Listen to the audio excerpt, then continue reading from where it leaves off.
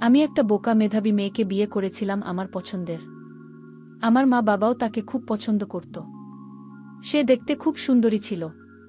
কিন্তু এই বোকা মেয়েকে আমার পরিবারের সবাই মেনে নিলেও আমার বড় ভাই মেনে নিতে রাজি হল না। আমি ভাই আর কথা কানে না নিয়ে আমি তাকে বিয়ে করে নিলাম। কিন্তু আমার স্ত্রী কথা বলতে পারত না। তাই ভাইয়া ভেবেছিল তার সাথে যাই হোক না কেন সে বলতে পারবে না। আমি একদিন বাড়িতে ছিলাম না। আর এই সুযোগে আমার বড়ভাই একদিন আমার স্ত্রী রুমে ঢুকে যায়। তারপর কি হয়েছিল সেটা জানতে গল্পটি প্রথম থেকে শেষ পর্যন্ত শুনতে থাকুন। যদি টেনে টেনে শোনেন তাহলে আপনারা কিছুই বুঝতে পারবেন না। তাই গল্পটি মনোযোগ দিয়ে শুনুন। তাহলে মূল গল্পটি বলি। আমি 3 ভাইদের মধ্যে ম্যাচ। সবেমাত্র পাবলিক ভার্সিটি থেকে পাশ করে বেরিয়েছি। কয়েকটা চাকরির ইন্টারভিউ দিয়েছি। বড় ভাইয়ের বিয়ে হয়েছে। আমাদের পরিবার মোটামুটি ধার্মিক পরিবার বলা যায়। পর্দা করার ব্যাপারে এত কঠোর না হলেও নামাজ রোজার ব্যাপারে আমাদেরকে ছোটবেলা থেকেই উৎসাহিত করা হয়েছে। আমার ভাইয়ের জন্য মেয়ে দেখার সময় ধার্মিক পরিবারের মেয়েকেই বেশি প্রাধান্য দিয়েছিল। আল্লাহ সাহায্য চাইলে পাওয়া যায় না এমন কিছুই নেই। আলহামদুলিল্লাহ এমন মেয়েকেই মাঘরেব করে আনে। সেদিন গ্রামে ভাবে কাজিনের বিয়েতে গিয়েছিলাম পুরো পরিবার। খাওয়া দাওয়ার পর কয়েকজন মিলে বসে গল্প করছিলাম। দূর থেকে লক্ষ্য করলাম একটি কমপ্লিট হিজাব পরিহিতা, হাতমোজা, পা মোজা সহ মেয়ে। মেয়েটি আমাদের রুমের দিকে আসছে। প্রথমে মেয়েটির প্রতি কোনো আগ্রহ না থাকলেও পরে খেয়াল করে দেখতে দেখতে ভাবছি, এই যুগেও মানুষ যে ভাবে হিসাব করে। আমি যে রুমে বসে আছি সেখানে একপাশে বসে গেল অন্য একটি মেয়েকে লিখে কি যেন দেখাচ্ছে। খোঁজ নিয়ে জানতে পারলাম মেয়েটি ভাবের কাজিন হয়। আমার আগ্রহ জান আরও বেড়ে গেল। মেয়েটির প্রতি নিজের মনেই বললাম, মেয়েটি ভাত খাওয়ার সময় দেখতে কেমন। মেয়েটিকে ফলো করে যাচ্ছি, কিন্তু সে কিছুতেই মুখ খুলছেন না। লক্ষ্য করলাম বারবার কি যেন লিখছে। বিয়ের পর জেনেছিলাম সে দাওয়াত বিয়েতে খুব কমে যায়। বাধ্য হয়ে যেতে হলেও খাবার খায় না। আমার জেদ চেপে গেল, আমি মেয়েটিকে দেখবই যেভাবেই হোক। মাকে বললাম আমি আরও কিছুদিন গ্রামে থাকতে চাই। মা খুশি হয়ে রাজি হয়ে গেলেন। এখানে উল্লেখ্য, ভাবির বাবার বাড়ির লোকজন অত্যন্ত অতিথিপরায়ণ এবং আন্তরিক। নতুন বউয়ের বাপের বাড়ি থেকে প্রতিদিন গেস্ট আসছে। আর আমি কিছুক্ষণ পর পর বিয়ে বাড়ির দিকে যাচ্ছি, যদি একটি বা মেয়েটিকে দেখি। হয়তো এটাই আল্লাহর ইচ্ছা ছিল। সেদিন দুপুরবেলা খাওয়ার পর বিশ্রাম নিচ্ছিলাম সোফায় আধশোয়া হয়ে। হঠাৎ একটি মেয়ে ঢুকে এক অদ্ভুত শব্দ করে ডাকতে লাগল। তখনও পর্যন্ত আমার মাথায় আসেনি সে এরকম অদ্ভুত করে কেন ডাকতেছে। ভাবি ভেতর থেকে জি বলে আওয়াজ দেওয়াতে বুঝতে পারলাম ভাবেই ডাকতেছে। মাত্র আমাকে দেখেই দূরে চলে গেল। জাস্ট কয়েক সেকেন্ডের জন্য মেয়েটিকে দেখেছিলাম। কেন জানি না বারবার মনে হচ্ছে এই মেয়েটি সেই যাকে আমি 2 দিন ধরে পাগলের মতো খুঁজে বেড়াচ্ছি। পরে ভাবি থেকে জিজ্ঞেস করাতে জানতে পারি এটাই সেই পর্দানসীন মেয়ে। উজ্জ্বল শ্যামলা বর্ণের মায়াবতী। এই কয়েক সেকেন্ডেই আমার ভেতর আলোড়ন সৃষ্টি হয়ে গেল। আমায় বুঝতে আর বাকি থাকে না, আল্লাহই আমাকে এখানে নিয়ে এসেছেন। মেয়েটির সাথে দেখা করবেন বলে, আমাদের এক করবেন বলে। এর পরের দিনই আমরা ভাবিসহ বাসায় চলে আসলাম। কিছুতেই আসতে মন চাচ্ছে না, মনটা আকুল হয়ে আছে। আর একটি বার যদি মেয়েটিকে দেখতে পেতাম। ভাবিও যেহেতু ইসলামী মন মানসিকতার, উনার সাথে প্রয়োজনের বাইরে দেখা বা কথা হয় না একই ঘরে থাকার পরও। ভাবির কাছে মেয়েটির ব্যাপারে জিজ্ঞেস করার সুযোগ খুঁজছি। 1 সপ্তাহ পর সুযোগ পেলাম। না ডাক্তারের কাছে গিয়েছে, স্বাভাবিকভাবেই আমার দুপুরের খাবার ভাবে দিবে। ভাত খাওয়ার পর মেয়েটির ব্যাপারে জিজ্ঞেস করলাম, কিন্তু ভাবি যা বলল তা শুনে আমার দুনিয়া উল্টে গেল। মেয়েটি বোবা বধির। মেয়েটির মা উচ্চশিক্ষিত মহিলা। 5 বছর বয়সে জানতে পারে মেয়েটি স্পেশাল শিশু। কিন্তু মেয়েটির মা হার মানেননি। সারাদিন মেয়ে নিয়ে লেগে থাকত। মেয়েকে স্বাবলম্বী শিক্ষিত করার জন্য সব প্রকার চেষ্টা করতে লাগল। 8 বছর বয়সেই মেয়েটিকে সমস্ত বোন শিখে ফেলে। আল্লাহ তাআলা এই সমস্ত শিশুদেরকে অবশ্যই কোনো বিশেষ গুণ দিয়ে পাঠান দুনিয়াতে। কিছুদিন পর মা বুঝতে পারেন মেয়েটির ছবি আঁকায় খুব পারদর্শী। মা মেয়েটিকে ছবি আঁকার সমস্ত উপকরণ এনে দিল এবং অন্যান্য সাবজেক্ট, বিশেষ করে ইংলিশ এ ব্যাপারে খুব বেশি গুরুত্ব দিতে লাগল। মেয়েটির টিচার্সরা খুব সুনাম করত। প্রায় প্রতি ক্লাসে টপ 3-তে মেয়েটি রেজাল্ট করত। একমাত্র মায়ের প্রাণ চেষ্টা এবং আল্লাহর ইচ্ছায় এসএসসিতে গোল্ডেন জিপিএ পেল। ওরা গ্রামে থাকলে ও পুরো এলাকা হওয়ায় শহরের মতোই কিন্ডারগার্টেন আর স্কুল এসবের খুব মান। মা মেয়েটিকে মামাদের সাহায্য নিয়ে একটা আর্ট স্কুল খুলে দিল। এই বোবা মেয়েটিই মাত্র 2 জন স্টুডেন্ট নিয়ে স্কুল শুরু করে নিজের বাসায়। এসসি দিতে দিতে মেয়েটি প্রায় 50 জন স্টুডেন্ট। আমি এখন সব সময় মেয়েটির মা প্রতি কৃতজ্ঞ। ওকে এত যোগ্য বানানোর জন্য, ওর কোম্পানিগুলোকে শক্তিতে রূপান্তর করার জন্য। ইন্টার পরীক্ষাতেও ভালো রেজাল্ট করল। অল্পের জন্য জিপিএ 5 পায়নি, মাত্র ইংলিশে অনার্স এ ভর্তি হয়েছে। আমি আর কিছুই ভাবতে পারছি না। আমি একটা বোকা মেয়েকে বিয়ে করব। ভেতর থেকে কেউ একজন বলে ওঠে, দুনিয়াতে কি মেয়ের অভাব নাকি আমার মধ্যে কোনো কমতি আছে যে আমি জেনে শুনে বোবা মেয়ে বিয়ে করব? কিছুতেই হতে পারে না। কিন্তু আমি কিছুতেই নিজের মনকে মানাতে পারছি না। আমি কি দোষ করেছি? স্কুল, কলেজ, ভার্সিটি কোথাও প্রেম হলো না। শেষমেশ একটা বোবা মেয়েকে ভালো লাগল। সেদিন সারারাত খুব কান্না করলাম। বারবার আল্লাহকে দোষ দিয়ে যাচ্ছিলাম, কেন আমার সাথে এমন করলে? সারাদিন আর কিছুই ভালো লাগে না। রাত হলে ঘুম আসে না। কেমন জানি হয়ে যাচ্ছিলাম। নিজেকে পাগল মনে হতে লাগল। হঠাৎ করেই মনে আসলো ভার্সিটিতে এক প্র্যাকটিসিং বড় ভাইয়ের সাথে আমার ঘনিষ্ঠতা ছিল। উনার কাছ থেকে আমি অনেক দিনের তালিম নিয়েছিলাম। ইসলামী গানে গানে অ্যাকাউন্ট নিয়ে পড়ালেখা করে এখন একটা ব্যাংকে জব করে। উনাকে আর্জেন্ট দেখা করার কথা বলাতে সাথে সাথে রাজি হয়ে গেলেন।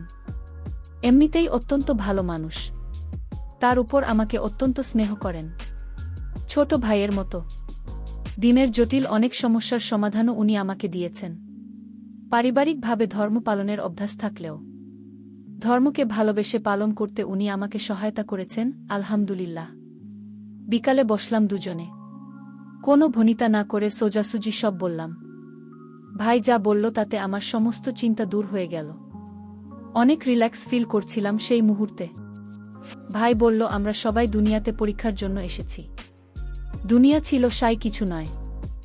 মেয়েটির পরিবার ভাগ্যবান এবং তুইও, কারণ তুই বললি দুনিয়াতে এত মেয়ে থাকতে আল্লাহ তাকে মেয়েটির প্রতি ভালোবাসা সৃষ্টি করেছেন। আল্লাহতালা তোকে খুব ভালোবাসেন বলেই হয়তো মেয়েটিকে একটি উছিলা করে তোর কাছে পাঠিয়েছেন, তো সকলের মাধ্যমে আল্লাহর প্রতি বিশ্বাস আরও দৃঢ় করার জন্য। আর কিয়ামতের দিন আমরা সবাই পুণ্যের পাশাপাশি পাপের বোঝা মাথায় নিয়ে চিন্তিত হব। কিন্তু মেয়েটির পাপ বলে কিছু থাকবে না, ওর হিসাবের খাতা থাকবে। সাদা শিশুর মতো পবিত্র অবশ্যই দুনিয়াতে এসেছে এবং একই অবস্থায় দুনিয়া থেকে বিদায় নেবে। যেহেতু সে কিছু শোনেনি, কিছু বলেনি, দুনিয়ার খারাপ কিছু সে গ্রহণ করেনি, তার পাপের বোঝা হবে হালকা। আল্লাহ জানেন। তো মাগরিবের নামাজ পড়ে আল্লাহর শুকরিয়া আদায় করে অফুরন্ত আনন্দ নিয়ে বাসায় ফিরলাম। এবার মা এবং পরিবারের অন্য সদস্যদের কিভাবে রাজি করান সেই চিন্তায় আল্লাহর কাছে সাহায্য চেয়ে। কোনো মাই চাইবেন না তার সন্তান কোনো বোবা বধির মেয়েকে বিয়ে করে। অনেকক্ষণ চুপচাপ শুয়ে থাকলাম আর আল্লাহকে মনে মনে বলতে লাগলাম, হে আল্লাহ, একটা সহজ পথ দেখাও যাতে মা ও কষ্ট না পায় আর আমি ওকে পেয়ে যাই। আমার জব না হওয়া পর্যন্ত বিয়ে করার পরিকল্পনা নেই। তারপরও আমি চাচ্ছি পরিবারের সবাইকে রাজি করিয়ে নিতে আর মাকে বলে বিয়েটা ফাইনাল করে রাখতে। আল্লাহ জানেন তো জব অতি শীঘ্রই হয়ে যাবে। রাতে খাওয়ার পর আমি মা বাবার রুমে গেলাম। ডাইরেক্ট মাকে বললাম, আমি বিয়ে করতে চাই। মা বাবা একটু অবাক হয়নি, কারণ ছোটবেলা থেকেই আমি একটু একরোখা এবং জেদি টাইপের। মা কোনো রকম কথা না বাড়িয়ে জিজ্ঞেস করলেন, মেয়েটিকে? ভাবের কাজিন মেয়েটির নাম বলার পর মা চুপ হয়ে গেলেন। বাবা কিছুটা রেগে গেলেও আবার মায়ের দিকে তাকিয়ে শান্ত হয়ে রইলেন। মা বললেন, আগামীকাল কথা বলবো, এখন ঘুমাও, আমার শরীরটা ভালো নেই। কাল পর্যন্ত অপেক্ষা করা আমার জন্য খুবই কষ্টকর ছিল। মেয়েটি আহামরি সুন্দরী নয়, বোবা ও, কিন্তু আল্লাহর ইচ্ছা আগে কোনো কিছুই শিখতে পারে না। আর তাই হয়তো ওর প্রতি আমার আকুলতা, অস্থিরতা, হারানোর ভয়ে ভাবেই বেড়ে যাচ্ছে, যেন আল্লাহই আমার ভেতরে এসব সৃষ্টি করে দিয়েছেন।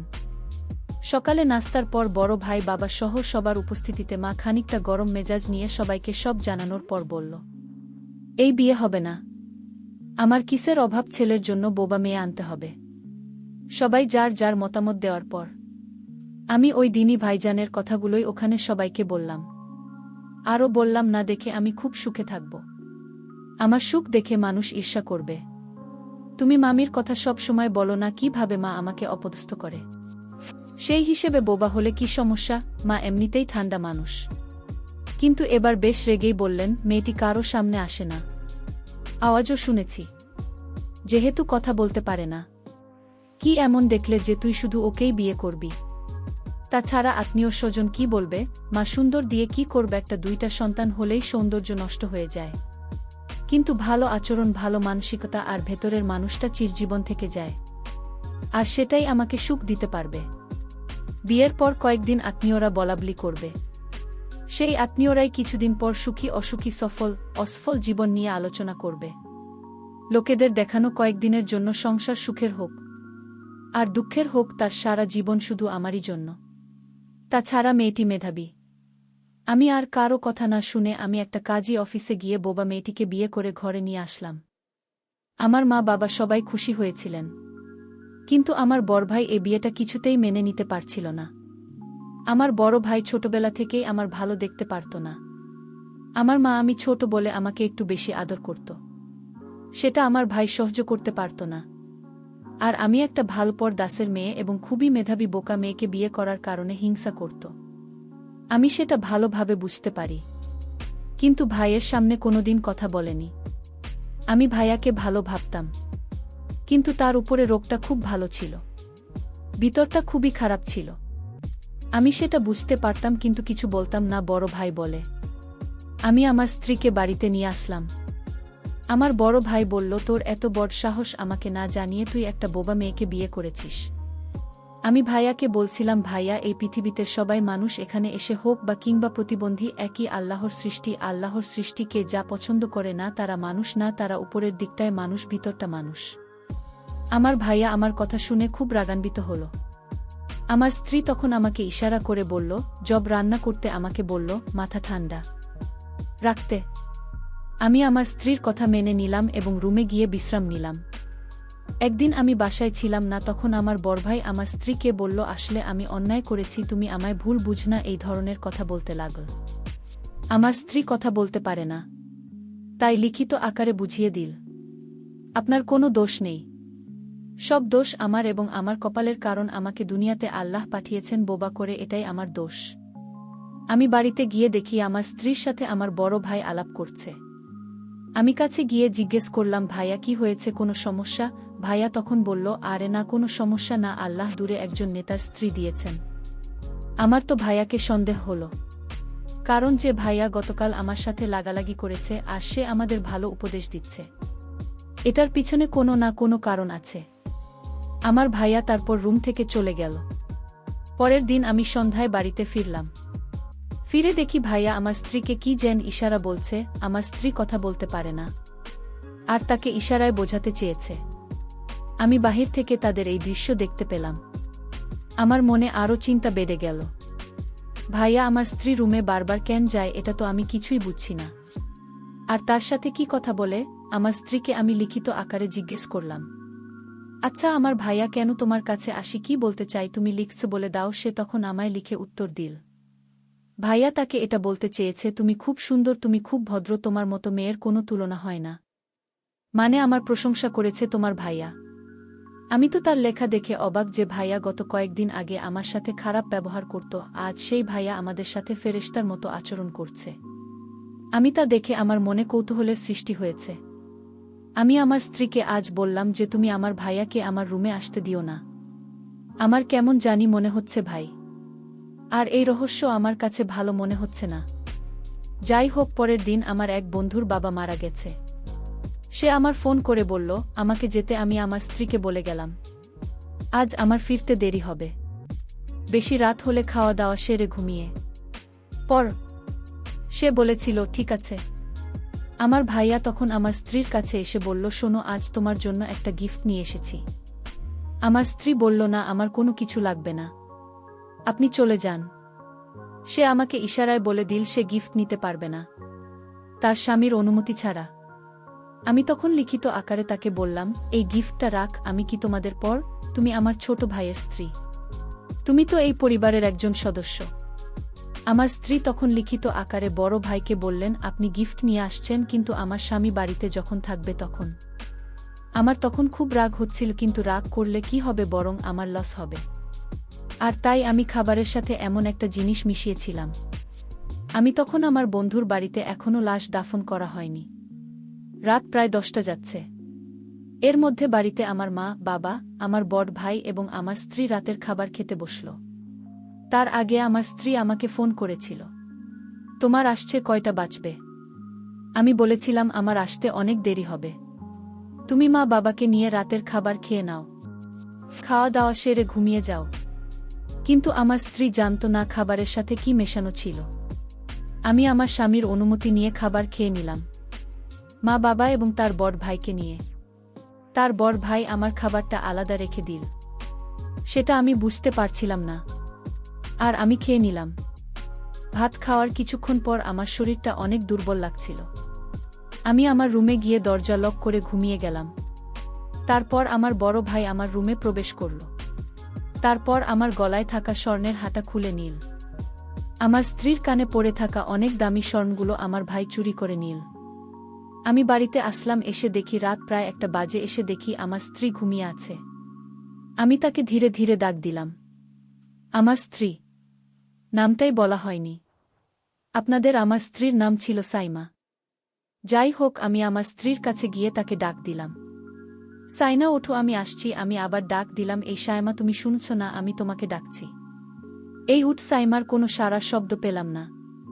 আমি তার কপালে হাত দিয়ে দেখি ঠান্ডা হয়ে আছে। আমি তাকে জোরে ডাক দিলাম। তার হাতটা ধরতেই হাতটা একদম সোজা হয়ে গেল। আমি চিৎকার করে বললাম, সাইমা, কি হয়েছে তোমার? আমি বুঝতে পারলাম সাইমা আর দুনিয়াতে নেই। সে চলে গেছে, দুনিয়া ছেড়ে। সাইমা মারা গেছে। কিন্তু আমি মনে মনে ভাবতে লাগলাম, সাইমার তো কোনো রোগ ছিল না, তাহলে হঠাৎ করে কেমন মারা গেল? আমি সাইমা গলার দিকে তাকিয়ে দেখি তার গলায় যে হারটা পরা ছিল, সেই হারটা নেই। তার কানের মধ্যে পড়ে থাকা স্বর্ণের অলংকারগুলো নেই। আমার আর বুঝতে বাকি রইল না, এই ঘটনাকে ঘটিয়েছে আমার মৃত স্ত্রীর পাশে একটা আংটি পরে রইল। আমি আংটিটা দেখে নিশ্চিত হলাম এসব কিছুর পিছনে আমার বড় ভাই দায়ী, কারণ আংটিটা ছিল আমার বড় ভাইয়ের হাতে। সেটা সাইমা ঘরে পড়ে রইল। আমি চিৎকার করে বললাম, আমার এত বড় ক্ষতি কে করেছে? আমার স্ত্রীকে কেন মেরে ফেলেছে? আমি কান্না গলায় বলতে লাগলাম। তখন আমার ভাইয়া দৌড়ে আসলো, আমার কাছে বলল, কি হয়েছে তোর স্ত্রীর? আমি বললাম, চুপ, একদম চুপ, তুই একটা কথাও বলবি না। তুই আমার ঘরের সবকিছু চুরি করে নিয়ে নিতি। তুই আমার সকল সম্পদ চাইলে আমি তোকে নিঃস্বার্থভাবে তোকে দিয়ে দিতাম, কিন্তু তুই আমার স্ত্রীকে কেন দুনিয়া থেকে বিদায় করে দিল? কি দোষ ছিল আমার স্ত্রী? আমার স্ত্রী বোবা ছিল, এটা কি তার অপরাধ ছিল? এগুলো বলতে বলতে আমিও গান হারিয়ে ফেললাম। বাবা মা ভাইয়াকে পুলিশ দিয়ে দিল, তার যাবজ্জীবন জেল হয়েছিল। আমার ভাই ছিল লোভী, আমার ভালো দেখতে পারত না। বন্ধুরা, আমাদের সমাজে এরকম অনেক লোভী মানুষ আছে, যারা নিজের কাছে মানুষগুলোকে এমন শোকাহত করে থাকে শুধু অর্থের জন্য। বন্ধুরা, আজকে গল্পটি কেমন লাগলো তা অবশ্যই কমেন্ট করে জানাতে ভুলবেন না। আর এরকম নতুন নতুন গল্প পেতে আমাদের চ্যানেলটিকে সাবস্ক্রাইব করে পাশে থাকবেন। ধন্যবাদ।